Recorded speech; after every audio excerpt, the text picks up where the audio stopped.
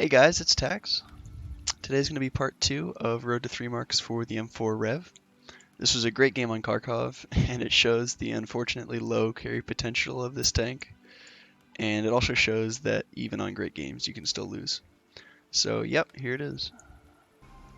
Okay, so this game was on Kharkov, which in my opinion is one of the harder maps in the game. It is all tier 8s, which is quite nice. I'd rather be against all tier 8s than a few tier 10s in this tank, especially because it's got low pen. And what I like to do on Kharkov in my medium tanks is take them to the 1-2-3 line, especially mediums with low armor like this tank.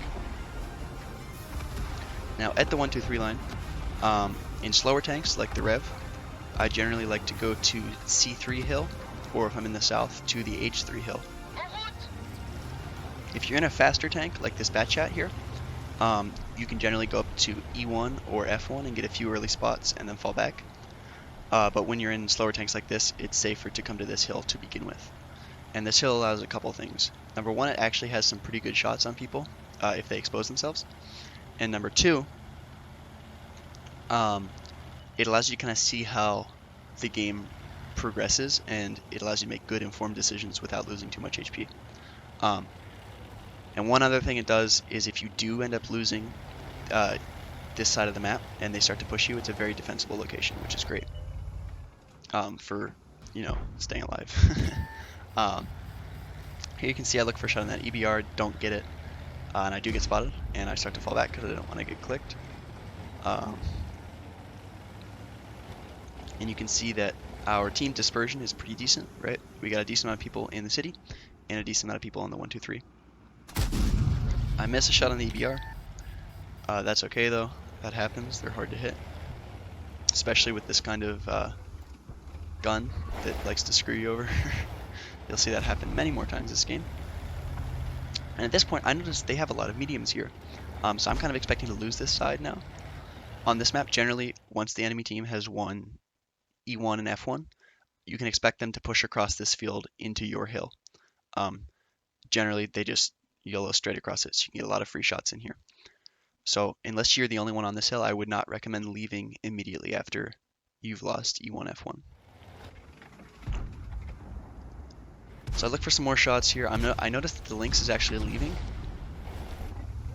I do get around into the Progetto. Get the track on him. And now that this Lynx has left, I'm actually the eyes for my team.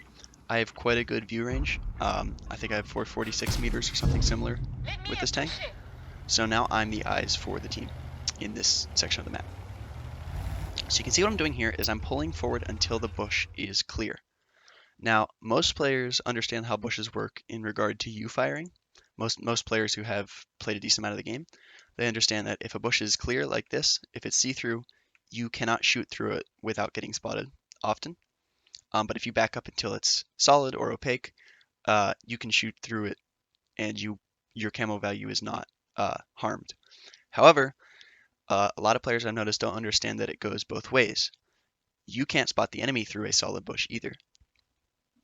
At least not very often. So if you want to spot an enemy, you need to pull up until it's clear, and then you can fall back to shoot until it's solid again. So that's what I'm doing here. I'm pulling up until it's clear so I can spot, and then falling back in case I do get a shot. You can see I do it again here. I'm just trying to spot these guys as they come across this field because this is a really good position to be in, is on a hill while enemies are coming across an open field towards you. You can see I do get the spots here in a minute. There it is. And I fall back till the bush is solid again. And then I get the shot into this T-44. I am lucky that hit. And again, pull up to look for the spots. And I'm just waiting until I get some spots here. However, I noticed that EBR, and I'm actually worried about him YOLOing our hill and spotting all of us. So I start to fall back here. And this actually works out perfectly because I get some spots right through this little gap. So that allows me to get a shot into the TDP. And here they come right across this field, like I said. I get another shot into the mutts. And TDP is down, so that's great for us defending this hill. Now the mutts is also one shot here. Progetto is too. I get the kill on the Progetto. Again, they're just coming straight across this open field. EBR is spotting us here. And I decided it's worth it to take a hit to get this Mutz out of the game. We are down 4 to 7 now, which is not a great score. EBR comes around, I don't get the hit on him, I am reloading. But that's okay. The city still seems to be a stalemate. Nobody's pushed through completely yet. However, we have lost the mid with this elk even 90 in the middle. I still have a couple teammates on this hill, which is good, but we are probably going to lose this side. As you can see, the Scorpion pushes up. I do get a shot into the Scorpion there. We've got 2 light tanks behind us at this point, though, and our S1 just died. Again, I don't get the shot on the EBR. That guy actually really messes up my game later. You'll see how many times I miss or hit him because of the gun on this tank. Just does not like to do what you want it to. Although I do get the hit on him here. He gets 1 hit on me, but that's fine. I still have most of my HP. And you'll be able to see how much, or how the HP of this vehicle comes in handy. Even though it doesn't have a lot of armor, it does have a lot of HP for a tier 8 medium, which is excellent for using, especially in situations like this. Now at this point, I'm starting to think we are going to lose the city, right? Our Pershing just died, so I'm now all alone on this flank against 1, 2, 3, 4, at least 5 players. And they are about to kill our ISM. I noticed this T-44 pushing through, and he only has 200 HP, so my goal is to now get him out of the game. In this kind of situation, you want their guns to get out of the game. So go for one-shots, go for the lowest health people, just to stop them from shooting back at you. Like I said, we lost our ISM. We're about to lose our artillery as well, so I decided to push around this hill to get this T-44 out of the game, ideally. I do notice the Scorpion G down here, but I'm prepared to take the hit from him just to get these guys out of the game. I do have the HP for that. There's the T-44. That works out perfectly. However, now I have an elk even 90 behind me and a Scorpion G. Now, I've got 2 enemies right in front of me, and I'm assuming a 3rd one behind me.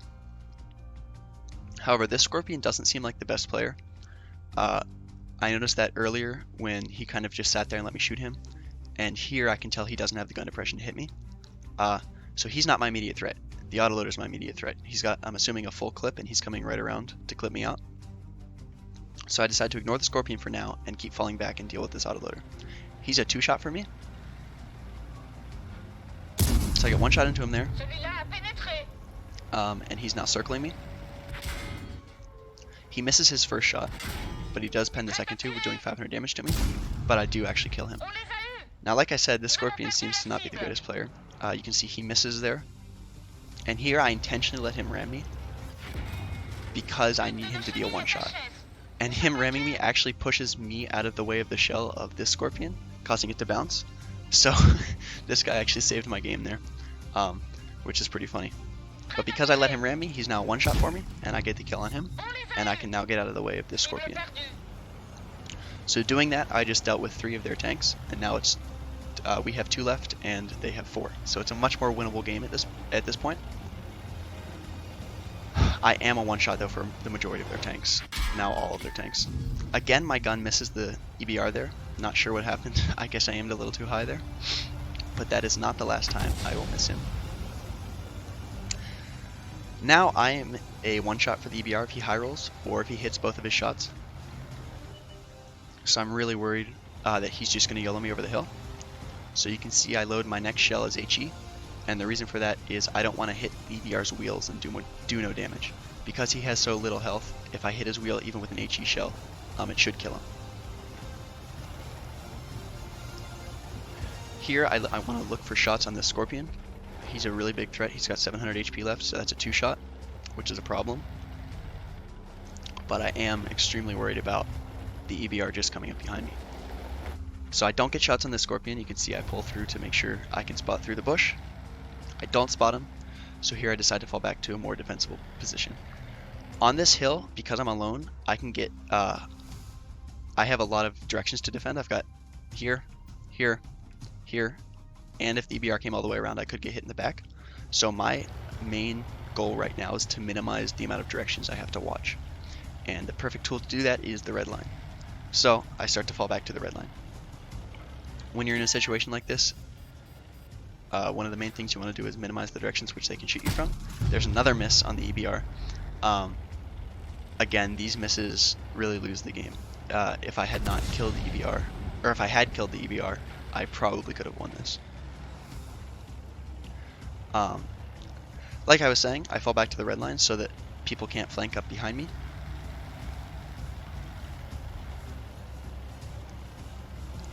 I really want to get in a position where I can help the T-34 if the Scorpion is spotted, but also be aware of the EBR and ready for him if he decides to push me. I do have HE loaded right now. Again, that's for the EBR mainly, but it will also pen the Scorpion if I hit him in the turret. And here's the position. Right here I'm typing to the T-34. I assume the Scorpion went back because he hasn't popped up here yet. And this is just a lot of waiting here. Waiting for the EBR to do something. So I'll speed this up, this is pretty boring. Here you can see how good I am at bush camping. You know, obviously just the best player in the game at bush camping. No, I'm kidding, but this is just a lot of waiting. Pretty boring. I'm not really sure what our T-34 was doing. He kind of isolated himself from me. I wanted him to come back, you can see in the chat, so that I can hit him, or he can hit me. There's the EBR, right? And you can see I missed that shot with the HE. And the T-34 goes down. And that pretty much right there is what lost the game. If I had hit that shot and gotten the EBR out, I think I would have had a pretty good chance at winning. You can see the clicker tries to click me. I immediately fix my stun because if that EBR decides to rush me, I need to be sure that I can hit him. As you can see, hitting him has been quite a challenge so far. And here, I want to move up the one line. And again, the reason for that is I want to minimize my direction that they can come up and flank me. Right now, I can't get flanked from my right side, and I can't get flanked from behind. And I expect this EBR to still be on this hill. If I was in his tank, that's what I would be doing right now, is I would still be on this hill. So I decided to drive up the one line and keep my turret pointed towards the hill in case I spot him and he's still looking back at the A line where I was. And here I want to push up to E1 F1 because there's some hills for cover.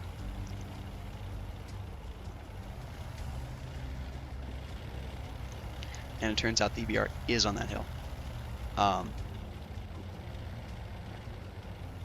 However, this is pretty bad. You'll see. He misses me, I do spot him, he's on the hill. And again, I hit him and do damage to the wheel. That's exactly what I was worried about. That's why I had HE loaded earlier. I get clicked, now I'm an absolute one shot for the EBR. And this is pretty much where the game went really bad. So, again, I just get screwed over by the EBR's wheels, or I miss him or whatever. The amount of times I shot at the EBR and did no damage this game was kind of sad. But here, I decide to turn around after I get unspotted, and the reason I do that is because I think they would expect me to come down and around this way and then up the mid. At least that's what I would expect me to do if I was in their position. So I decide to turn around and hope that they don't expect me to come from this direction. However, this actually turns out to be a mistake. As I come back, they get on cap. Here I kind of just wait a bit just to see if I can spot anyone. Again, I'm using this bush. They get on cap, so I decided to go back and reset. I was planning on driving down the one line again and over to the cap. However, this Scorpion gets on the hill and he gets the shot on me. So unfortunately, we didn't really manage to win this game at all, which goes without saying. But I did get 5k damage and 5 kills, which is really great for my mark of excellence, which is what I was going for in this session. So I was okay with this game even though we lost. But these kind of games are much more fun in my opinion. The long drawn out ones where you really don't know who's going to win.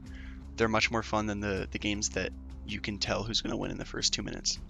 So even though I lost, I still had a lot of fun in this game. I think it kind of showed how to deal with multiple opponents when I was down here.